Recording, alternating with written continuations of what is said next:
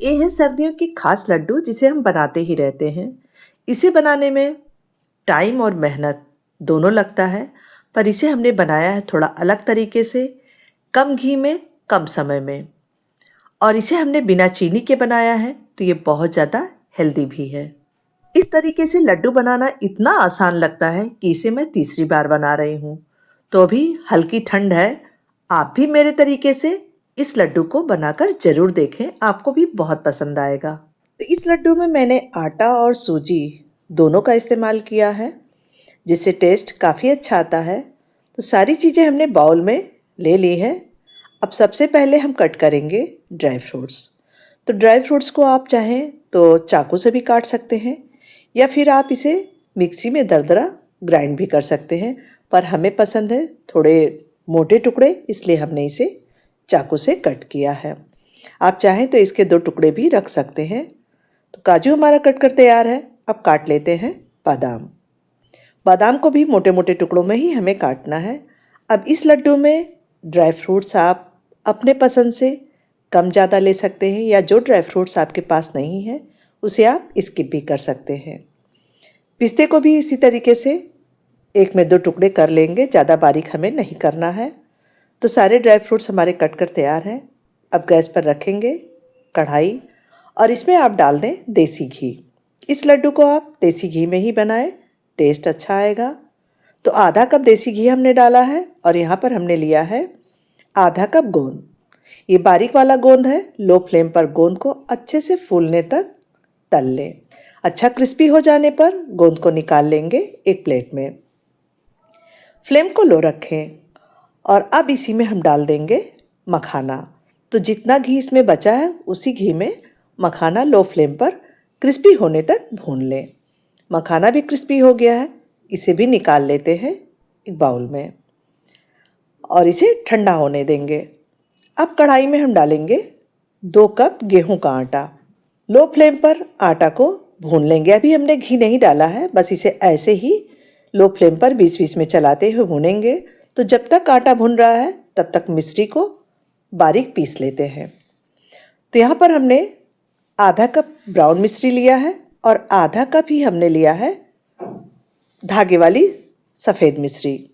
मेरे पास दोनों मिश्री थी, इसलिए हमने दोनों का इस्तेमाल किया है। आपके पास कोई एक मिश्री है तो उसी से आप इस लड्डू को बना सकते हैं। इसी मिश्री के साथ इलायची भी पीस लेंगे। तो 10-12 इलायची हमने लिया है, छिलके हटा करके हमने बारीक पीस लिया है। तो आटा जब थोड़ा भुन जाए तब इसी में डाल देंगे 1/4 कप सूजी।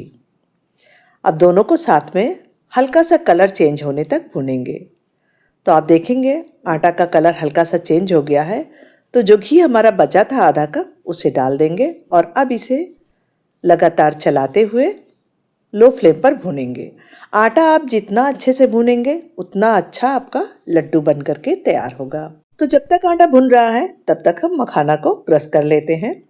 एक मैसर से इसे आप क्रश कर सकते हैं, या आप चाहें तो मिक्सी में डाल करके इसे दरदरा पीस भी सकते हैं। इधर हमारा आटा भी बहुत अच्छे से भुन गया है।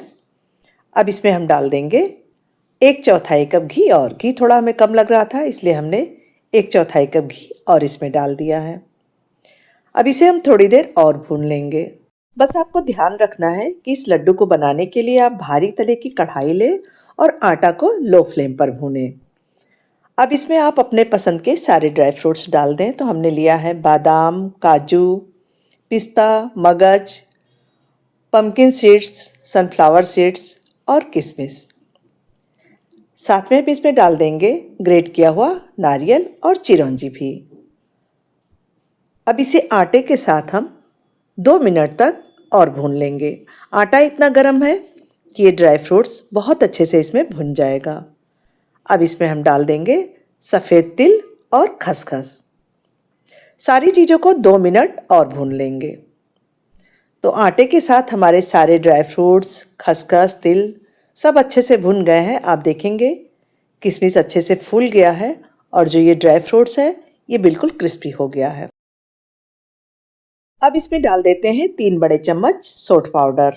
अगर आप पसंद करते हैं तो डालें, नहीं तो स्किप कर सकते हैं।